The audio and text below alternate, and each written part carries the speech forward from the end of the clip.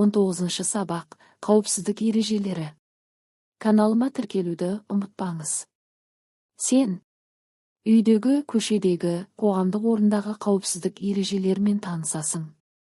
Қауіпті жағдайларда не істеу керектігін білесің. Тірек сөздер, сақтық, мұқият болу. Арман, әр адамның өмірі өте бағалы, оны сақтау керек. Үйде, көшеде, табиғатта адамға қауіпті нәрселер бар екенін ұмытпаңдар. Ақмарал, біз өз өмірімізді аман сақтау үшін қауіпсіздіктің бірнеше ережесімен танысайық.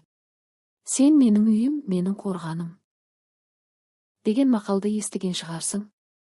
Бірақ осы берік қорғанда сенің жалғыз қалатын кезіңде болады. Тапсырма. Суреттерге қара. Қыз баланың айналасынан қандай қауіпті нәрселерді байқадың? Оған қандай қауіпсіздік ережелерін сақтау қажеттігін ескертер едің? Арман, сен көшеге шықтың делік. Көшедегі бейтаныс адам сенімен сөйлескісі келді. Мұндай жағдайда не істер едің? Тапсырма. Болған жайды сипатта.